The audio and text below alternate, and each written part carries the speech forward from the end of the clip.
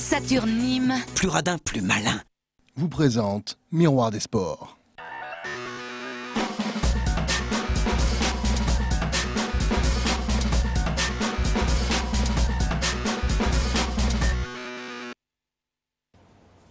Un numéro de Miroir des Sports des plus riches avec, je le disais il y a quelques instants, du football et du handball. Retour en image sur la défaite de l'USAM du Nîmes Olympique, mais la belle victoire du côté des filles du HBCN, c'était à Besançon. Nous y reviendrons avec les actrices et les acteurs du handball nîmois. Mais pour cette première partie de Miroir des Sports, place au motocross et à la course pédestre avec deux invités. Frédéric Moline, bonsoir. Bonsoir. Directeur de course et organisateur de la Voie verte rotarienne qui s'est déroulée hier dimanche du côté de Sommières. Puis à vos côtés, Jacques Navatel, bonsoir. Bonsoir. Président du motosport nîmois, pour revenir notamment sur un autre événement de motocross, cette fois-ci du côté de Sommières. Mais la première bonne nouvelle de cette émission Miroir des Sports va nous amener du côté de la Turquie et des championnats d'Europe qui se déroulaient à Izmir avec un très bon début de compétition et un titre de champion d'Europe pour les archers nîmois, déjà en tête des qualifications à l'issue de la journée du samedi. Le lendemain, dans la poule 1, Nîmes s'est imposé 203-185 face à l'équipe d'Istanbul, malgré la gêne occasionnée par le vent.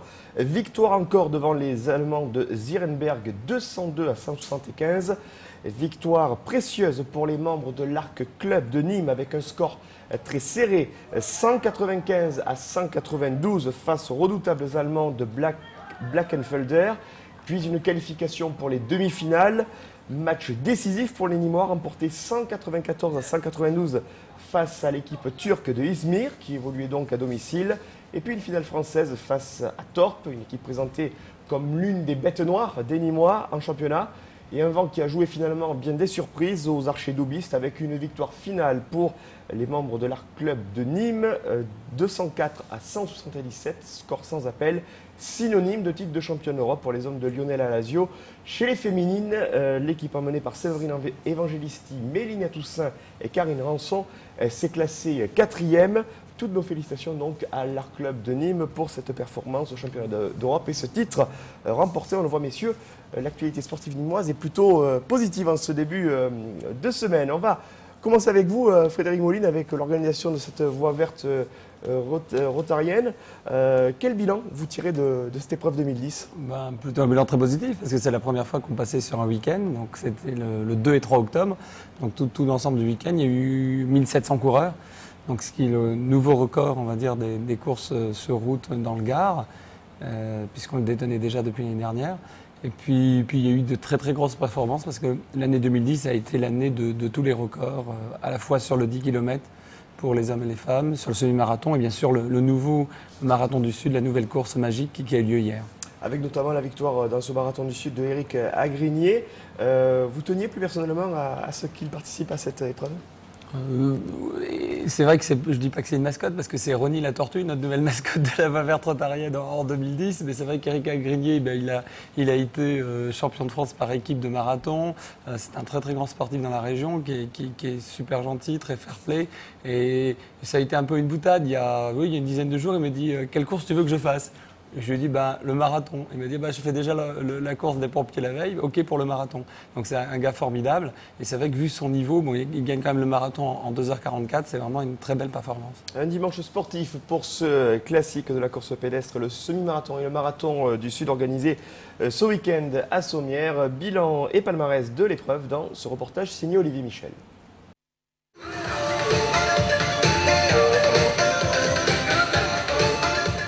Dans d'un week-end, la Voie verte rotarienne aura réuni à Sommières plus de 1700 concurrents, un record. Dimanche matin pour le semi-marathon, ils étaient ainsi 500 à se présenter sur la ligne de départ pour une belle échappée. Vous êtes échappé d'où ? Échappé de la Plagne, de nos montagnes. On est descendu en groupe et bon, c'est un peu compliqué avec le rhume, mais on va y aller, on va tâcher d'être le boulet de l'équipe.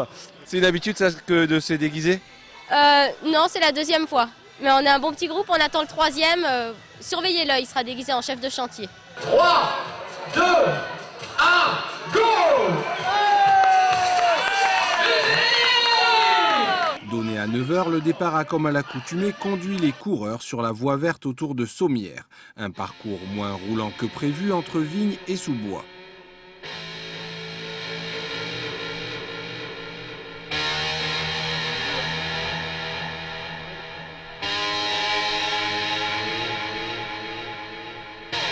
Les 21 km 100 ont été parcourus en 1 h 11 et 50 secondes. Bon, voilà, je prépare les championnats de France de semi-marathon.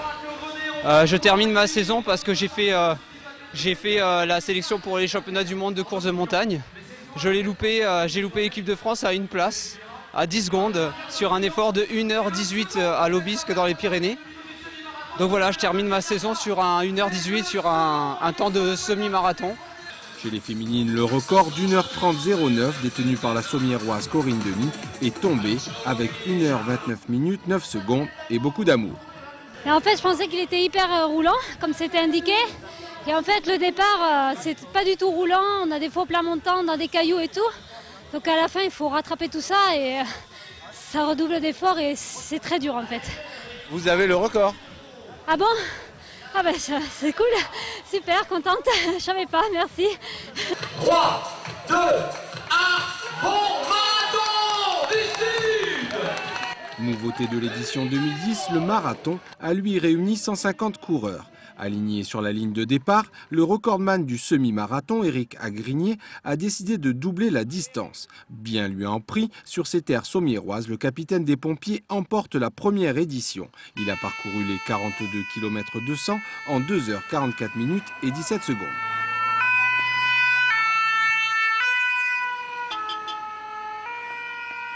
Je suis parti très prudent, je m'étais basé à environ 15 km/h. Et je crois qu'en fait c'est pile poil ce que je tiens du début jusqu'à la fin. Donc bon, c'est un bon chrono, en plus il n'est pas plat. J'ai couru tout seul. Bon, non, c'est bien, c'est bien. Et puis bon, gagner un marathon, c'est toujours particulier. Et puis je souhaite surtout un bel avenir à cette compétition avec cette nouvelle course. Chez les féminines, c'est Anne-Cécile Fontaine qui l'emporte presque logiquement. Il faut dire qu'il s'agissait là d'un entraînement pour la Lunéloise. Là, vous venez de faire 42 km, c'est un entraînement pour un 100 km. Voilà, tout à fait. Donc là, on va repartir avec mon mari faire une récupération un peu moins vite que ce qu'on a couru pour faire une 50aine de kilomètres en fait dans la matinée. Ce qui permet, on doit être bien à la fin des 50 km puisque faut savoir qu'on va devoir faire le double dans un mois. Voilà. Donc là, vous repartez? Là, je repars pour 5 petits kilomètres. Oui. Quand on aime, on ne compte pas.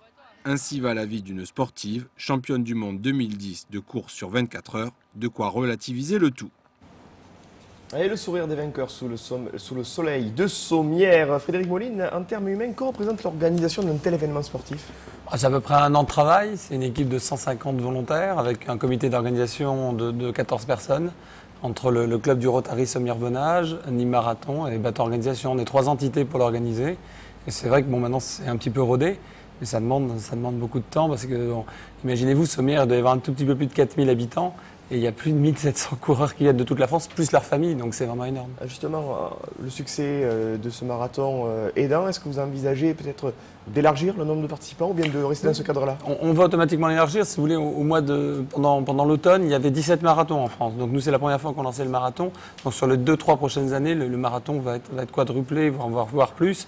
Et c'est sûr qu'on va comme objectif de dépasser les 2000 coureurs l'année prochaine. Avec l'occasion, bien pour tous ces coureurs venus des 4 coins de France de découvrir le pays sommiérois, quels sont les retours justement des coureurs sur l'appréciation générale quant au parcours et au paysage découvert? Vous l'avez vu tout à l'heure avec les coureurs de la Plagne. Donc vous aviez des équipes de Clermont-Ferrand, de la Plagne, de Strasbourg, de Beaumont. Enfin, il y avait beaucoup d'équipes, on va dire, extérieures de la région. Donc ça fait des très grosses retombées économiques. Tous les hôtels étaient pleins sur Sommières, mais également aux alentours de Sommières, au niveau des gîtes, au niveau des chambres d'hôtes. Donc c'est vrai qu'économiquement parlant, c'est très très fort parce qu'un marathonien, il vient toujours 2-3 jours avant. Il ne vient pas le matin même de la course. C'est quelqu'un qui fait un 5 ou un 10 km, il ne prend pas de chambre d'hôtel. Et puis ça leur permet, ils ont énormément apprécié les parcours parce qu'on a une région qui est magnifique. Donc ils apprécient bien les parcours, ils aiment bien l'organisation. Bon, l'avantage aussi, pourquoi la voie verte rotarienne fonctionne, c'est parce qu'il y a beaucoup d'animation, beaucoup d'ambiance. Il y avait un spectacle de magie gratuit pour les enfants. Il y avait un village de jeux gonflable pour les enfants également gratuit. Enfin, il y a DJ, pom-pom girl. Les gens, si vous voulez, sont dans un autre monde. C'est pas la course à pied, on va dire, traditionnelle qu'on voit. C'est un événement. C'est l'événement sportif, ambiance. Alors c'était un dimanche on ne peut plus sportif du côté de Sommières, en plus de ce marathon du Sud avec la tenue d'épreuves de championnat de Ligue en motocross. C'était du côté du circuit de la Tourie, toujours à Sommières. Et le reportage est toujours signé Olivier Michel.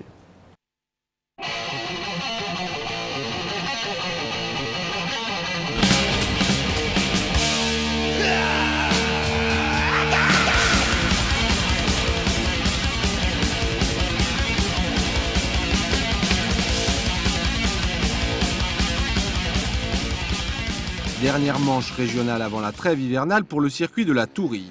Conjointement organisé par le motoclub Sommiérois et le motosport nîmois, l'épreuve d'hier a réuni quelques 140 concurrents pour les avant-dernières manches du championnat de Promo A et Promo B et la dernière de MX2 et Junior réunis, autrement dit de plus et de moins de 20 ans. Dernier tour de piste donc pour le circuit gardois qui va en profiter pour se faire un lifting. Déjà pour l'année prochaine, pour le championnat de France Élite, on est obligé de faire passer la grille de départ que vous venez de voir à 40 éléments. Aujourd'hui, on en est à 32, donc on est obligé de casser un peu la colline pour mettre une grille de départ à 40 pilotes.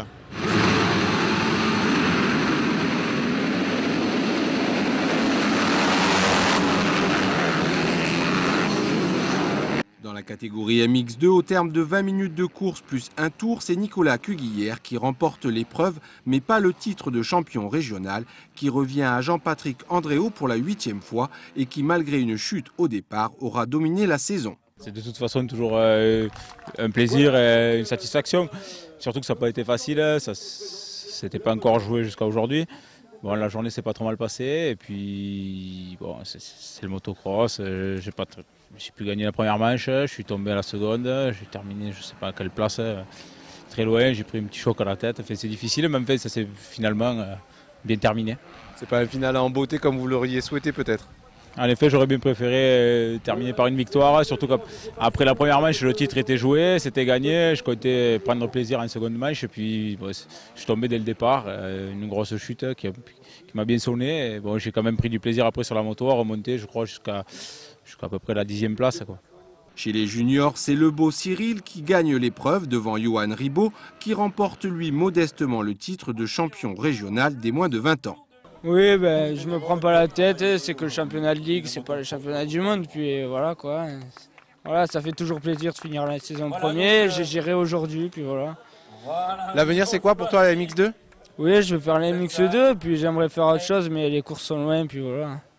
Prochain rendez-vous sur le circuit de la Tourie le 6 mars 2011 pour le championnat de France élite, si la fédération le veut bien. On attendra donc le verdict de la fédération. Avec nous en plateau, je vous l'ai dit en ouverture d'émission, Jacques Navatel, le président du motosport nîmois.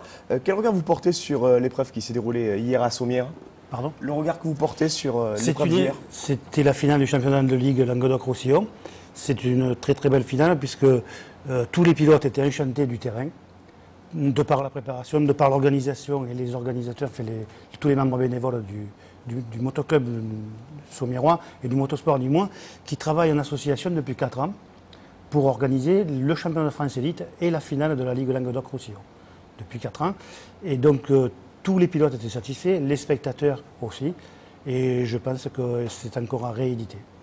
La sécurité, on l'a dit, du circuit de la Tourie est aujourd'hui remise en question. Quelle est votre appréciation sur ce sujet?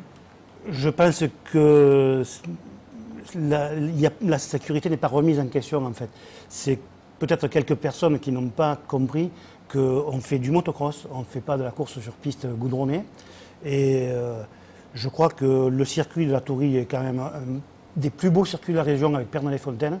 Donc je ne vois pas qu'est-ce qui empêcherait qu'on organise encore des épreuves aussi importantes que ce que nous organisons. Vous êtes plutôt confiant? Ah oui.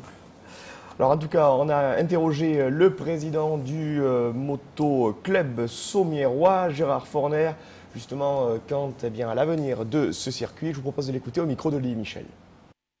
Le souci, c'est qu'il y a un entraîneur national qui est chargé de faire le recrutement des pilotes pour le mondial et pour le motocross des nations, qui a décrété que, c'est une personne qu'on connaît très bien, qui a décrété que le circuit était trop dangereux. Donc on en est un peu tout à fait tous surpris. Mais bon, c'est vraiment dommage qu'on puisse penser ça. Le terrain est homologué, ça fait 4 ans qu'il a eu une homologation préfectorale. Mais enfin bon, c'est comme ça, hein. Peut-être qu'il y a autre chose. Les travaux vont améliorer quelque chose ou pas? Oui, en principe, on devrait attaquer les travaux à partir du 15 octobre pour modifier les endroits qui sont jugés à risque. Donc la commission va se prononcer quand, le 30 octobre? Le 30 octobre, nous saurons exactement si le club de Sommières a été retenu pour organiser un championnat de France élite l'année prochaine. Quelles pourraient être les conséquences si la réponse était négative? Financière premièrement, hein, parce que c'est une manifestation qui fait vivre le club toute l'année. Il ne faut pas oublier que nous avons des salariés et que nous payons, avec notre activité entièrement bénévole, nous payons les salariés qui travaillent toute l'année sur le circuit. Une affaire à suivre en tout cas. Jacques Navatel, quels sont les projets à venir du motosport nîmois? Les projets à venir, donc alors le motosport nîmois n'a pas qu'une seule activité, ce n'est pas que le motocross, puisque l'activité motocross au motosport nîmois n'existe que depuis 5 ans, puisque je suis venu rajouter ce maillon à la chaîne. Mais surtout le tourisme, le trial et la compétition de vitesse sur circuit. Voilà, nous avons eu quelques champions de France, quelques vice-champions d'Europe dans notre club. Il faut savoir que notre club existe depuis 1948, qu'aujourd'hui nous sommes 180 licenciés dans différentes disciplines, y compris les motos anciennes. Et donc nous avons le vétéran de notre association qui fait encore de la moto, qui a été champion de France inter en motocross. Merci voilà. En tout cas Jacques Navatel pour ces précisions. Merci également Frédéric Moline d'être venu sur notre plateau. On se retrouve pour la suite de Miroir des Sports après une courte page de publicité, notamment pour parler handball féminin aux côtés de 2 joueuses du HBCN, Gervaise Pierson ainsi que Delphine Cara.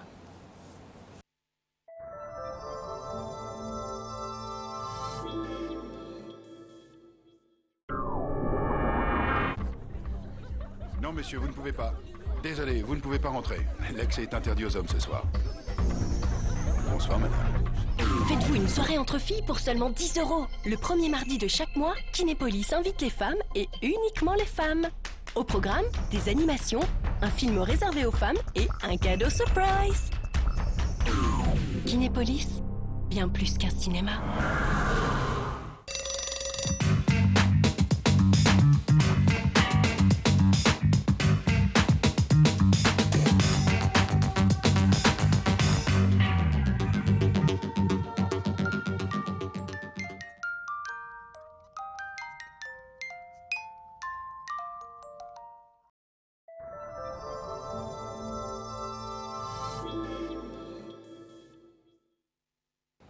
La deuxième partie de Miroir des Sports avec une large place consacrée ce soir au handball. Il en sera question tout à l'heure à partir de 19h10 avec l'actualité de l'USSA, mais également la belle victoire samedi soir de Montpellier. C'était en Ligue des Champions.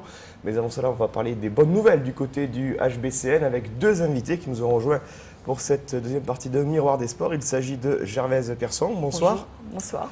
Ainsi qu'à vos côtés de Delphine Cara. Bonsoir. Bonsoir mesdemoiselles, merci d'avoir accepté notre invitation.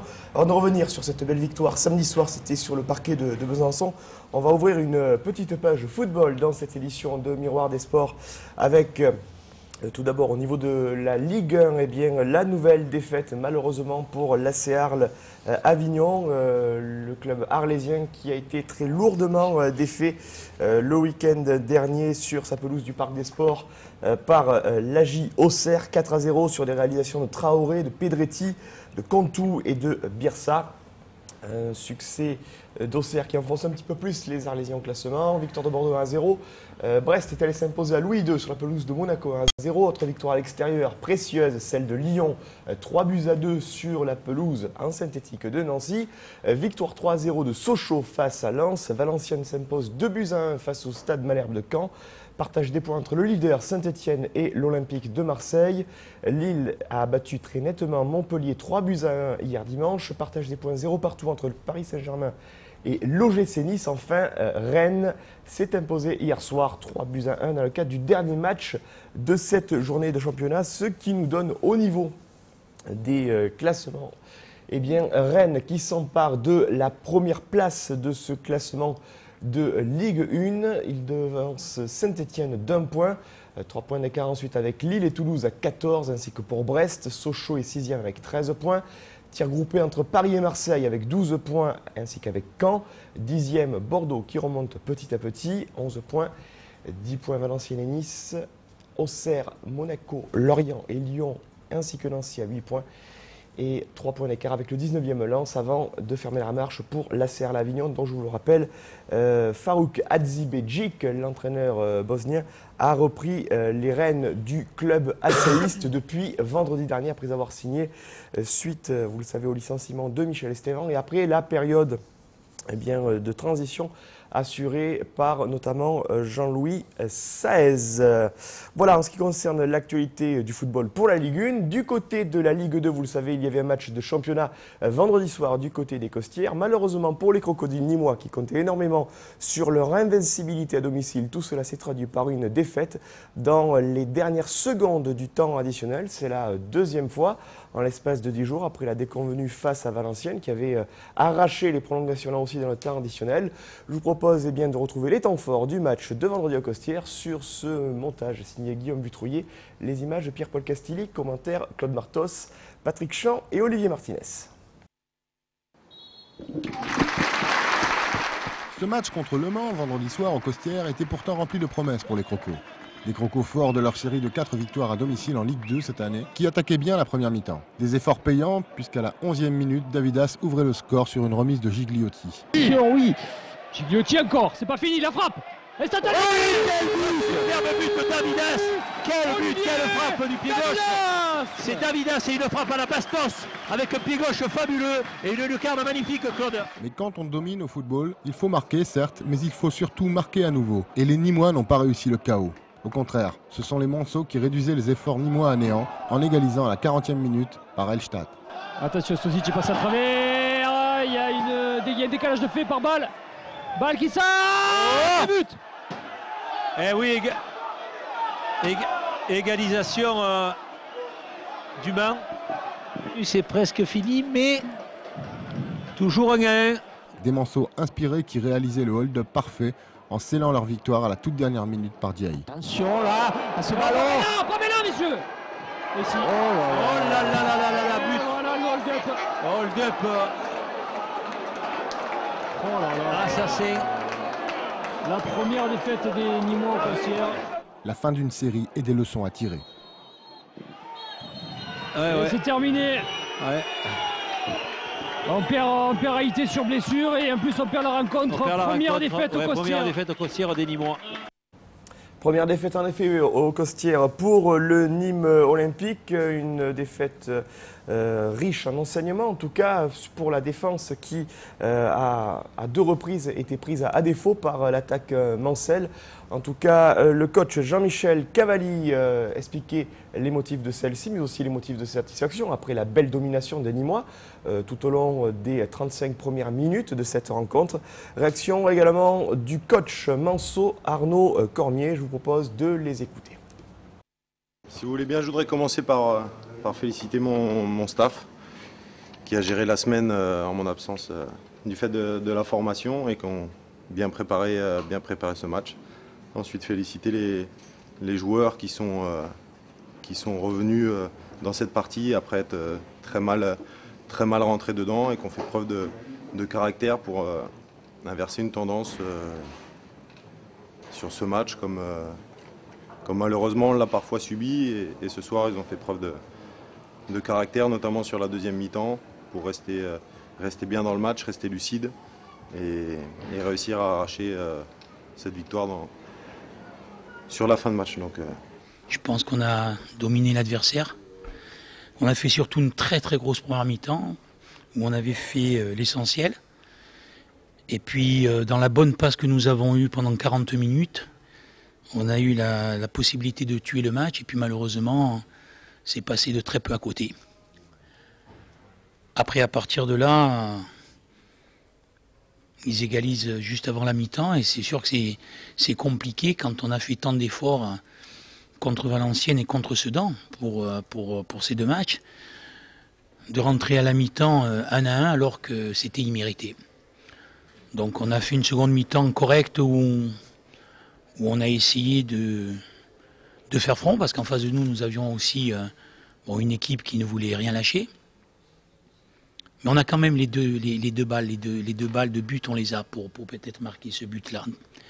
Et puis voilà, la dernière seconde, dans ce genre de match, quand vous n'arrivez pas à le gagner, eh bien, il vous arrive un pépin. Un pépin, je pense que les garçons ne méritaient pas cette défaite ce soir. En tout cas, beaucoup d'amertume, on le sent, et de déception dans les propos de Jean-Michel Cavalli à l'issue de ce match. Une journée très très riche en buts. Sur 9 rencontres, 30 buts ont été marqués.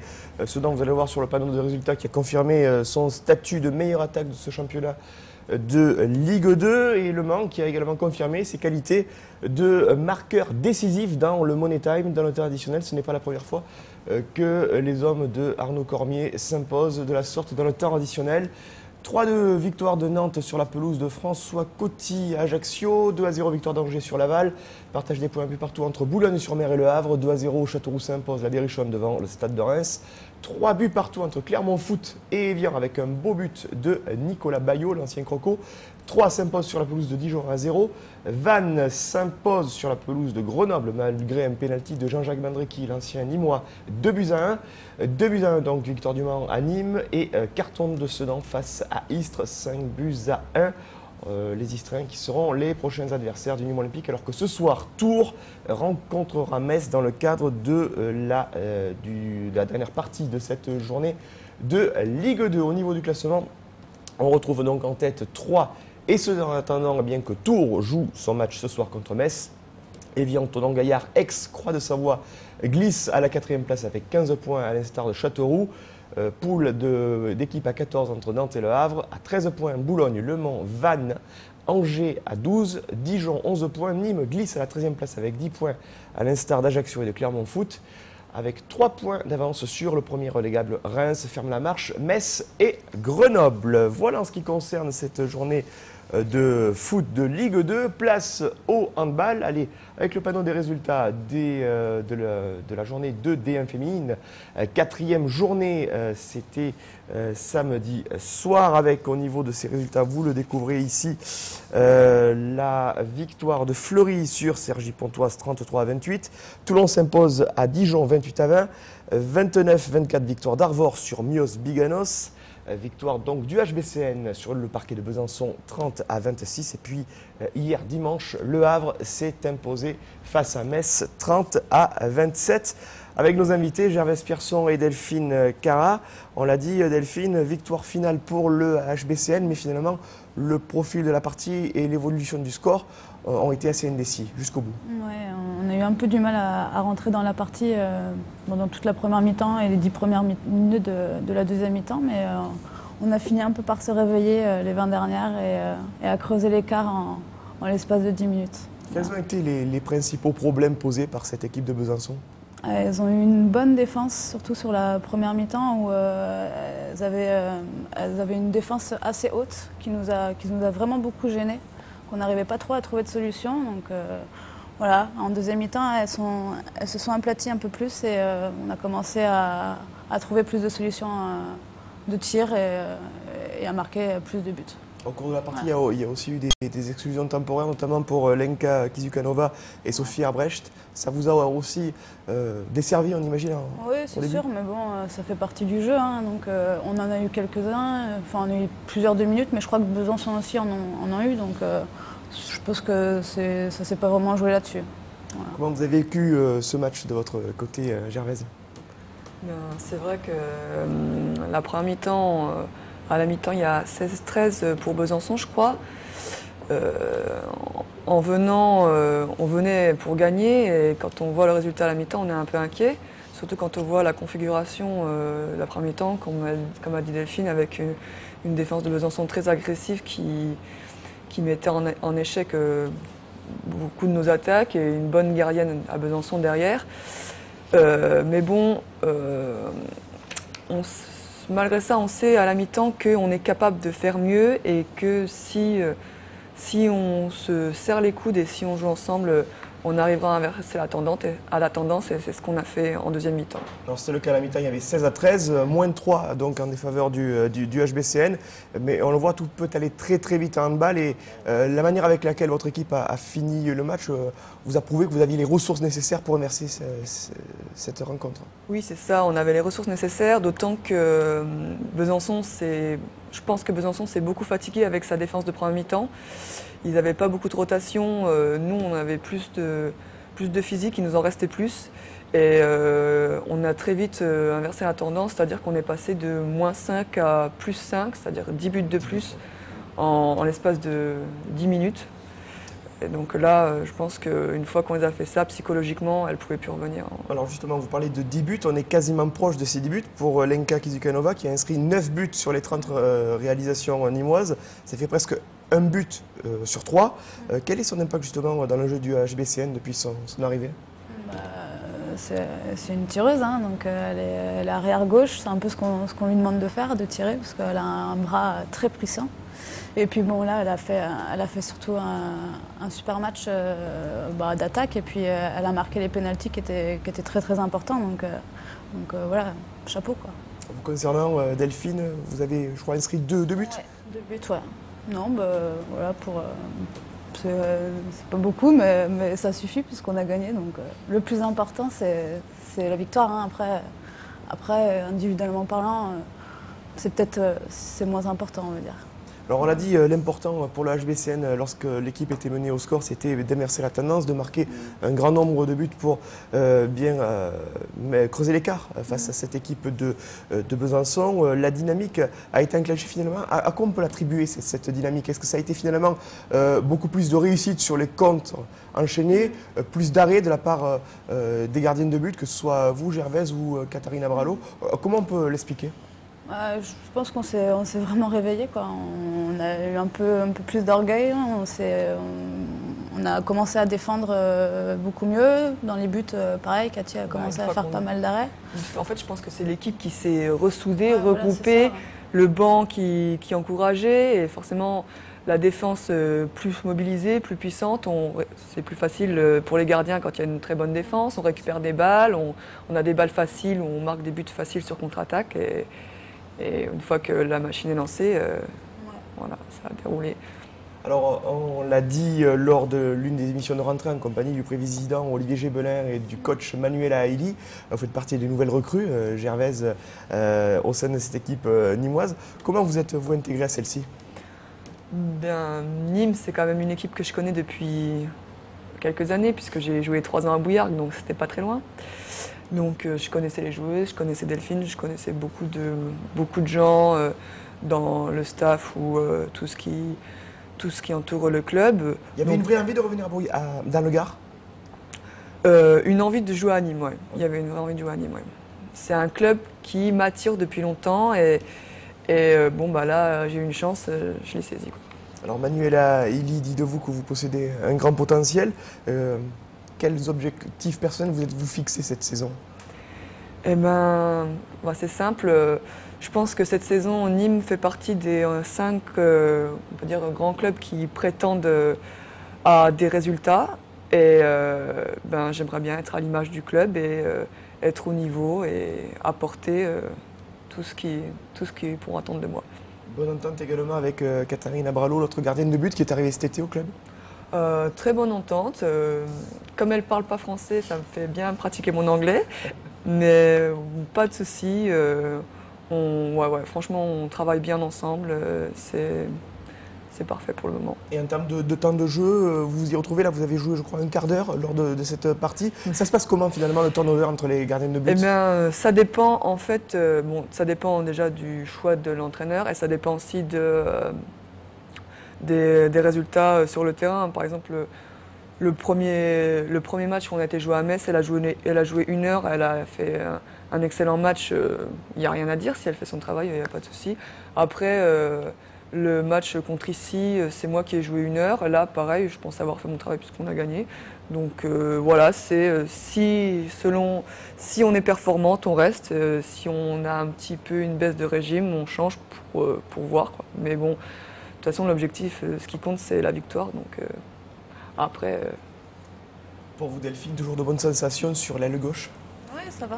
Ouais, ça va. Depuis le début de la saison, parce que vous avez fait un petit peu aussi la transition entre les nouvelles joueuses qui sont arrivées puis le groupe de l'an passé? C'est sûr, il a fallu un peu apprendre à se connaître, à trouver des relations un peu avec les nouvelles, mais ça se fait petit à petit, ça se fait tranquillement, mais je trouve que ça commence vraiment à être mieux.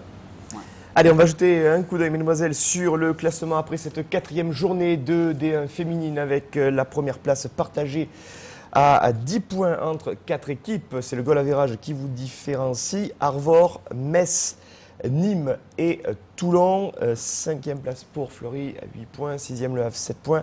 À 6 points, on retrouve Besançon, Dijon, ici les Moulineaux. Ferme la marche, Mios, Biganos et Cergy-Pontoise. L'équipe de Arvor, actuellement première, que vous allez retrouver samedi prochain au Parnasse à partir de 20h. Comment se prépare cette rencontre, Gervaise?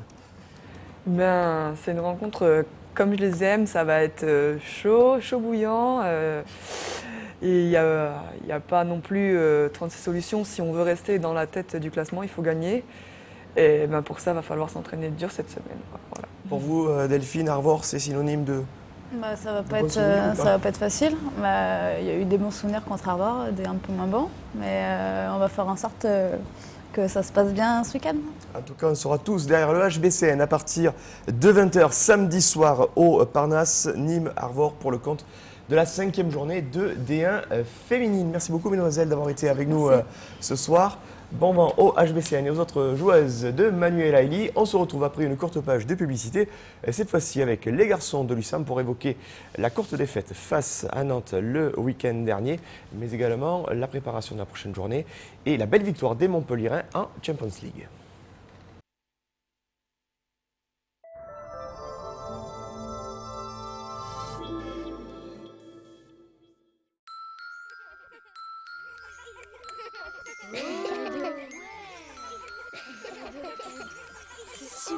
Il était une fois les matinées magiques. Le rendez-vous que Kinépolis donne à tous les enfants et à leurs parents le premier dimanche de chaque mois, avec un tarif unique pour tous, 5 €. Au programme, des animations, une avant-première, ou l'un des films pour enfants à l'affiche, et un cadeau surprise. Kinépolis, bien plus qu'un cinéma. Carreau Décor, des carrelages d'exception, c'est au Mas des Rosiers, route de Montpellier à Nîmes. Venez découvrir chez Carreau Décor toutes sortes de carrelages et faïences pour votre habitation, sol, cuisine ou salle de bain, ainsi que son espace décoration et aménagement extérieur. Carreau Décor, c'est au Mas des Rosiers. Et pour ces 10 ans, pour plus de 300 € d'achat, Carreau Décor vous offre la colle.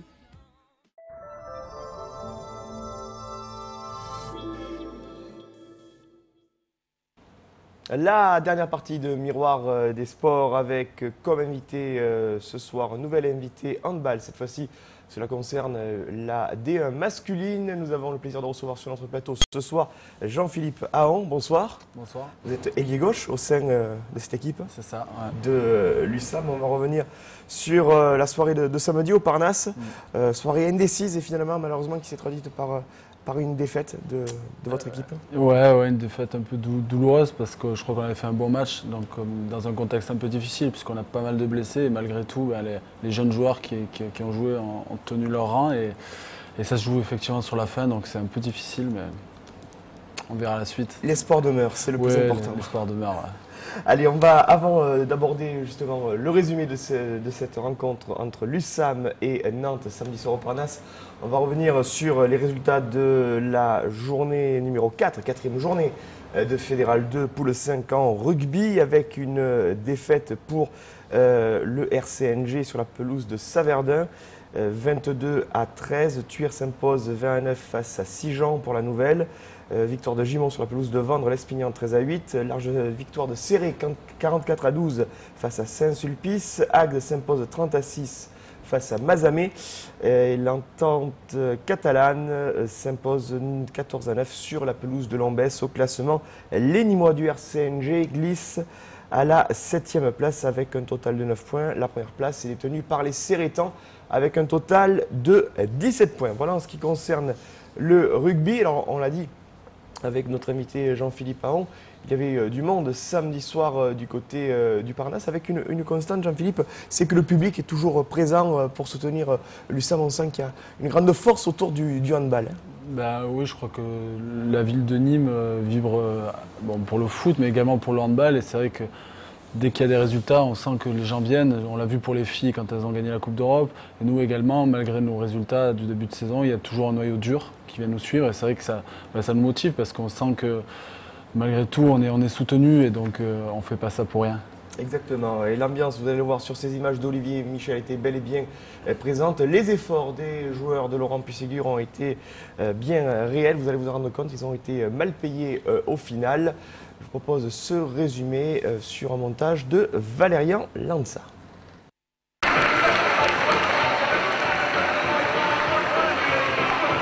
Pour le compte de la 3e journée de Ligue 1 de handball, l'USAM avant-dernier avec 0 points recevait Nantes classé 6e avec 2 points.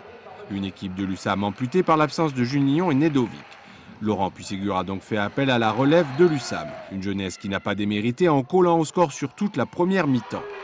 Un score qui aurait même pu être en faveur des Nîmois à la pause, sans justement ces erreurs de jeunesse avec de nombreuses pertes de balles, un manque de concrétisation devant les buts adverses, voire même de la malchance. C'est Jean-Philippe Ahon qui s'illustre en fin de première période en impulsant un rythme de contre-attaque toujours profitable aux Nîmois. Score à la mi-temps 12-11 en faveur de Nantes. À la reprise, toujours ce manque de réussite pour les Nîmois. Les Nantais en profitent et creusent l'écart 14-11. Les esprits s'échauffent et les décisions arbitrales sont contestées et 2 joueurs sont exclus. Le Parnasse s'enflamme et porte son équipe qui revient au score à la 24e minute de jeu, 21 partout. Une équipe toujours aidée dans sa tâche par les prouesses du portier nîmois à Notel. Hélas, la dernière minute sera à l'image du match. En possession de la balle, les usamistes la perdent. Une ultime occasion qui profite aux Nantais qui l'emportent de 2 petits points, 24-22. Je crois qu'on a montré notre détermination, on a montré nos valeurs. Je joue avec des gamins, et des gamins qui ont quasiment pas de match de D1 dans les pattes. Et ils se bagarrent, ils se battent, on essaye des choses, ils se écoutent. Vraiment, je suis fier d'eux et vraiment déçu pour eux parce qu'ils auraient mérité d'avoir des points. Sans aucun point engrangé, l'USAM pointe à la 13e place du classement. Prochain match samedi 9 octobre à Cesson, 14e et lanterne rouge du championnat. Et on sera tous derrière l'USAM vendredi soir pour peut-être, et très certainement on l'espère, la première victoire en championnat. Jean-Philippe, on l'a dit, on a senti à la fois de la fierté et de l'amertume dans les propos de Laurent Puisségur à l'issue de cette rencontre. C'est la 3e défaite en 3 matchs. Est-ce que c'est peut-être la partie qui a engendré pour l'équipe le plus de regrets par rapport au profil général? Des regrets, non, pas des regrets, mais ouais, de l'amertume. De l'amertume, je crois qu'il a très bien réalisé le sentiment, c'est-à-dire qu'on a joué quand même avec beaucoup de jeunes qui ont tenu leur rang. Moi, l'image de Clément Romero qu'on a vu, qui fait 5 sur 5 au pénalty. Donc, ouais, de l'amertume, parce que cette équipe a montré vraiment des belles valeurs qu'on attend de l'USAM, je crois, de la combativité. Et c'est ce qu'on a vu. Et malgré tout, ça n'a pas suffi. On a pêché effectivement par quelques pertes de balles, peut-être de la jeunesse, mais c'est aussi ce qui a fait la qualité de ce match-là, de la jeunesse et de la fougue. Maintenant, on va continuer à travailler. Ces jeunes-là vont prendre un peu d'expérience et j'espère que ça va le faire. Voilà, en tout cas, on parle de jeunesse, d'inexpérience et de fougue. Le métier s'apprend. Est-ce que ça peut peut-être expliquer un petit peu l'énervement aussi en fin de partie, puis les décisions arbitrales qui ont été contestées? Oui, l'énervement, il y a aussi une grosse débauche d'énergie pour compenser un peu le manque de physique, puisqu'on manque de physique sur la base arrière. Donc une grosse débauche d'énergie, peut-être un manque de lucidité aussi. Et effectivement, un peu d'inexpérience. Donc c'est vrai qu'il y a eu un peu d'énervement. Et puis c'est vrai que les quelques décisions arbitrales sur la fin de match qui nous sont un peu défavorables ont été un peu difficiles à accepter.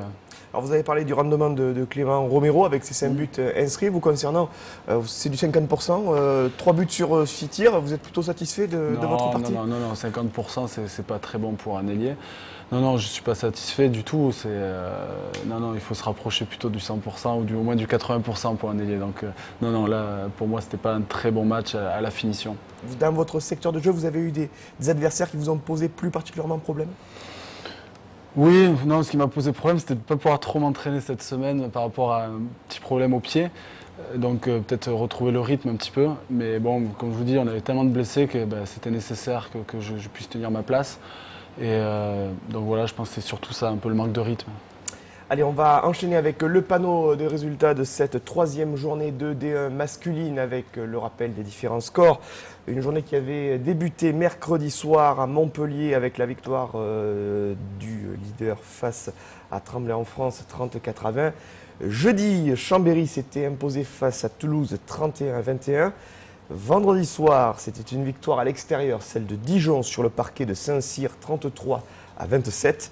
Et puis les 4 matchs de samedi, victoire donc à l'extérieur de Nantes sur le parquet de l'USAM 24-22, victoire de Dunkerque 30-27 face au Paris Handball, partage des points 31 partout entre Ivry et Saint-Raphaël. Enfin, Istres s'est imposé d'un tout petit but 27-26 face à Cesson, le prochain adversaire du Nîmes, de l'USAM Nîmes-Gare. Je le disais, Jean-Philippe Aron, sur ces résultats, on le voit, les résultats, il y a parfois des scores très, très serrés.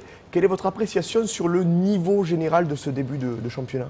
Je crois qu'il y a vraiment 2 équipes qui se détachent, Montpellier et Chambéry. Et après, on sent que n'importe quelle équipe peut gagner sur l'autre. Donc ouais, c'est assez homogène, un niveau assez homogène. Donc nous, il faut qu'on se raccroche à ce wagon-là quand même. Et il y a un bon niveau. Je crois qu'il n'y a pas de petites équipes comme on a pu le voir par le passé. Donc tous les matchs sont serrés, tous les matchs sont difficiles, puisqu'on le voit très bien sur le tableau, les résultats. Donc voilà, ça veut dire que la saison va être longue, mais que tous les matchs sont potentiellement gagnables. Donc il faut s'accrocher, parce que de toute façon, comme je vous l'ai dit, on va récupérer des blessés, les jeunes vont s'aguerrir. Et je suis persuadé qu'on va faire de belles choses. Et tout est possible. On va voir le classement, en tout cas au niveau général, au niveau des chiffres. Première place partagée entre 3 clubs, Montpellier, Chambéry et Dunkerque. C'était la différence des buts que les Héroltais emmènent l'élite du handball français. Avec 6 points, 3 victoires en 3 matchs. 4e place pour Saint-Cyr à égalité de points avec Nantes. Saint-Raphaël, Ivry, Dijon réunis à 3 points. Toulouse, Istres, le Paris Handball à 2 points. Tremblay en France occupe la 12e place avec 1 point. Et puis pour l'instant, un compteur vierge encore pour Nîmes, l'USAM et Cesson. Qui sera votre prochain adversaire à la Lanterne Rouge avec cet objectif avoué de la première victoire peut-être en championnat, on le souhaite en tout cas. Là, on va jouer contre un adversaire direct. Alors c'est certes à l'extérieur, mais c'est impératif pour nous de gagner ce match. Donc la manière, on s'en fout un peu. Non, l'essentiel c'est d'aller gagner, mais c'est vrai qu'on va encore aller jouer avec une équipe qui est encore bien amoindrie, mais de toute façon ça maintenant on le sait, donc c'est pas une excuse. On a vu qu'on pouvait être compétitif malgré tout. Il y a un potentiel. Donc voilà, il faut pas lâcher, et je pense que tout le monde va tirer dans le même sens et que ça va forcément payer, et qu'on l'espère que ça paiera ce vendredi face à Cesson. Allez, déplacement du côté de Cesson, c'est en Seine-et-Marne, on le précise pour nos téléspectateurs qui ne connaîtraient pas très bien la géographie de la D1 masculine au niveau de ce championnat de handball. Cesson, qu'est-ce qu'on peut dire sur cette équipe ? C'est une équipe qui s'est maintenue l'année dernière grâce à sa combativité chez elle, toujours qui se bat, qui me fait penser un peu à l'USAM quand on était monté en D1, donc il y a certaines valeurs. Donc c'est toujours difficile d'aller jouer là-bas, c'est un contexte un peu difficile, mais je pense qu'on a le potentiel pour aller faire quelque chose là-bas. La prochaine journée, 4e journée donc de D1 masculine avec le déplacement de l'USAM, ce sera vendredi à partir de 20h45 à Cesson. Le même soir, le Paris Handball recevra Istres, journée qui débutera mardi entre Toulouse et Montpellier, mercredi Dijon-Chambéry, Saint-Raphaël, Dunkerque et samedi, finale de cette 4e journée avec Tremblay en France face à Saint-Cyr et Nantes qui accueillera Ivry. Et puis toujours dans l'actualité de l'USAM, sachez que le tirage au sort de la Coupe de la Ligue a eu lieu et alors je ne sais pas qui est-ce qui a tiré au sort, mais la main a été un petit peu lourde puisque c'est Chambéry qui va être au programme de l'USAM. C'est Chambéry, c'est un peu difficile parce on s'est démené pour se qualifier pour ces quarts de finale. D'ailleurs, on a perdu quelques joueurs sur ces matchs-là. Et ouais, c'est un tirage difficile. C'est un tirage très difficile. Donc, écoutez, on verra. D'ici là, on verra. Match à l'Eau-Parnasse le 20 octobre et puis le retour, ce sera le 23 octobre. Les autres rencontres de ces quarts de finale de la Coupe de la Ligue de handball seront Paris-Tremblay, Toulouse-Montpellier ainsi que Dunkerque-Saint-Raphaël. On imagine qu'en tant que Nîmois, vous êtes formé au club à l'USAM, vous avez vécu de belles aventures au sein de ce club. Vous plaisez toujours autant à Nîmes? Oui, je me plais toujours autant, surtout que les générations changent finalement. Donc il y a toujours des challenges à relever, il y a toujours des nouvelles personnes qu'on accueille avec plaisir, des nouveaux entraîneurs aussi. Donc c'est une remise en question permanente et ouais, je me plais toujours à Nîmes. Et puis ouais, on a un nouveau challenge aussi avec cette équipe qui est jeune, des entraîneurs aussi. Donc non, moi je me plais toujours autant à Nîmes. Le Languedoc-Roussillon, région de handball, avec notamment Nîmes et bien évidemment Montpellier, leader de ce classement de D1 masculine. Montpellier qui évoluait samedi soir du côté de l'Arena pour une rencontre de Ligue des Champions face à un club suédois, Lika Sävehof. Victoire des Montpelliérains. Je vous propose un résumé de cette partie sur ce sujet proposé par Maxence Kerebel. Guigou, buteur. Guigou, récupérateur. Puis passeur, Michael Guigou est partout en ce début de match. Le MHB mené au score, un peu crispé. Heureusement, le champion du monde galvanise son équipe et prend l'initiative quand il le faut. Je sais pas, on n'était pas un peu tendu, mais c'était assez particulier. Eux, par contre, sont bien rentrés dans le match. Il y avait une demi-trick sur Nicolas Karabatic un peu. C'était bon voilà, à un moment la défense était par contre très bonne. Et du coup, on a pu récupérer quelques ballons et faire quelques contre-attaques. Donc voilà, content qu'on se soit bien repris après. Et pour ça, le MHB a dû composer, car privé déjà de Samuel Enroubia, Patrice Canaillé a dû revoir son plan avec la blessure de Kavtichnik à l'échauffement. Le coach tente des combinaisons, l'équipe tourne et joue parfois avec 2 pivots. C'est sûr que ça nous a beaucoup perturbé par rapport à notre organisation. Mais on a réussi à trouver des choses intéressantes et les joueurs ont été très attentifs, très concentrés, très appliqués dans le secteur défensif et en transition. Et puis en attaque, on a essayé des options un petit peu spécifiques avec 2 pivots, mais dans l'ensemble, on a, je pense, joué avec intelligence ce soir. C'est vrai, en face, Sävehof n'est pas un foudre de guerre, mais avec les anciens qui assurent, comme David Juricek qui marque 8 buts, Patrice Canaillé peut faire tourner. Le jeune Mathieu Gréby, 18 ans, saisit sa chance et marque ses 2 premiers buts en Champions League. Beaucoup plus de cœur, je pense, parce qu'on voulait rattraper l'erreur de la semaine dernière. Après, je pense que c'était la première fois la semaine dernière, donc on avait un peu d'appréhension, on regardait un peu autour de nous. Là, aujourd'hui, l'équipe voulait vraiment montrer le niveau qu'elle avait et on a bien joué tous ensemble, beaucoup moins de pertes de balles et ça nous a permis de gagner assez facilement aujourd'hui. Avec cette victoire, les Montpelliérains exorcisent leur première défaite dans cette salle face à Hambourg. En 2 matchs de Ligue des Champions, le MHB a tiré 16 500 personnes à l'Arena. Belle affluence du côté de l'Arena de Montpellier avec une victoire, on l'a dit, 33-21 de Montpellier face à Lika Sävehof, un club suédois qui devrait très prochainement compter sur les arrivées d'au moins une personne qu'on connaît bien du côté de Nîmes. Il s'agit de Trine Hansen, l'ancienne joueuse du HBCN qui va arriver avec son mari Björn Blomqvist au sein du staff technique de ce club suédois. Montpellier donc qui remporte cette victoire après avoir été défait par Hambourg à domicile et Montpellier qui pointe actuellement à la 3e place de son groupe en Ligue des Champions. Le prochain match pour les Montpelliérains, ce sera samedi après-midi en déplacement du côté de Vesprem. Voilà en ce qui concerne l'actualité régionale du handball. Merci Jean-Philippe d'avoir été avec nous ce soir. Merci à vous.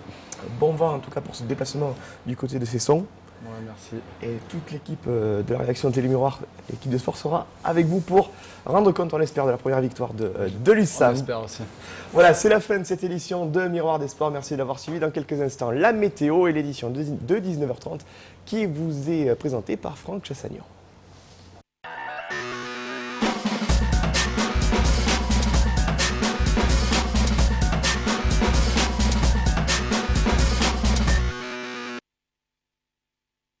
Saturne Nîmes, plus radin, plus malin, vous a présenté Miroir des Sports.